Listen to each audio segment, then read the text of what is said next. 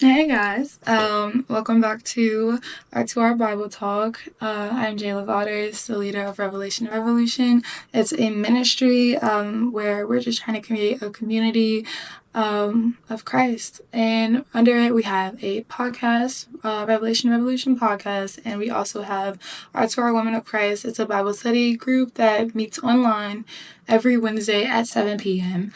And if you are, we're doing the 62 days of Proverbs challenge. And if you are a guy, you can still follow along with the videos. I would recommend it because Proverbs is a great book to start with, especially if you're a beginner, especially if you don't know how to get into the Bible. This is a good thing to follow along with, I feel like. But yeah, I just wanted to say that before I get into the little summary. But anyways, Proverbs 2. It's very similar to chapter 1, and if you didn't watch that video, it's about 7 minutes long. I would recommend going to watch it real quick, and I read through it as well. But anyways, it's very similar to chapter 1. It has a similar main idea, except for just start to in this one though, it kind of explains more the benefits of what happened if you listen to wisdom versus Proverbs 1. It kind of goes more into what will happen if you don't listen. It basically is just kind of talking more so about the value of wisdom itself. Yeah, in this chapter, start to pay attention to the repetition and pay attention from chapters 1 all the way through 9. Repetition basically just means that it's important and it's something that you need to hear over and over again. It's almost like when you're talking to your mom and she keeps saying the same thing, but the thing is, she keeps saying it because you didn't get it the first time. Anyway, so verses 1 through 11, it talks about what happens if you treasure God's words, wisdom, and instruction. And then 12 through 22 go further into saying it will keep you from evil and out of harm's way. But yeah, so let's get into reading it. So, my son, if you receive my words and treasure my commands within you, so you will incline your ear to wisdom and apply your heart to understanding. Yes, if you cry out for discernment and lift up your voice for understanding, if you seek her as silver and search for her as hidden treasure, then you will understand the fear of the Lord and find the knowledge of God. For the Lord gives wisdom, and from his mouth come knowledge and understanding. He stores up sound wisdom for the upright.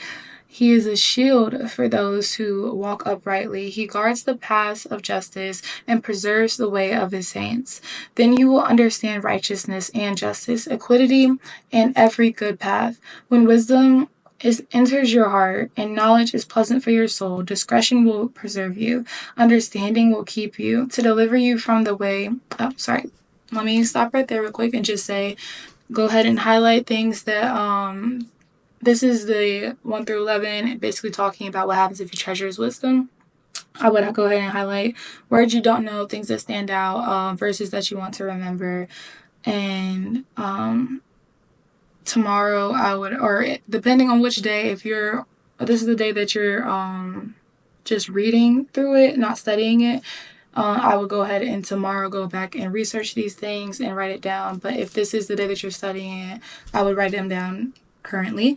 But anyways, so 12 through 22 read, to deliver you from the way of evil, from the man who speaks perverse things, from those who leave the paths of uprightness to walk in the ways of darkness, who rejoice in doing evil and delight in the perversities of the wicked, whose ways are crooked and who are devious in their path, to deliver you from the immoral woman, from the seductress who flatters with words, who forsakes the companion of her youth and forgets the covenant of her God.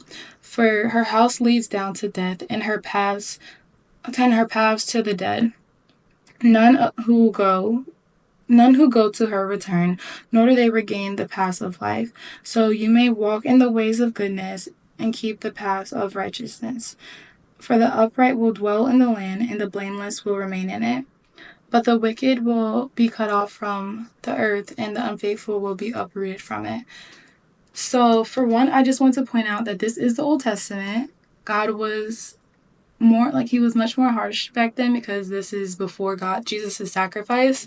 So if you do go down that path, there's always a way back through repentance and Jesus' salvation.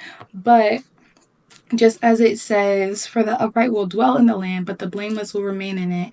The upright, you can walk upright and then, turn from that path, and meaning you will dwell in that land for a little bit. But it says the blameless will remain in it purposely, because the blameless means the pure of heart, the people who allow God and Jesus to renew their heart daily, and those are the people who will remain in it forever.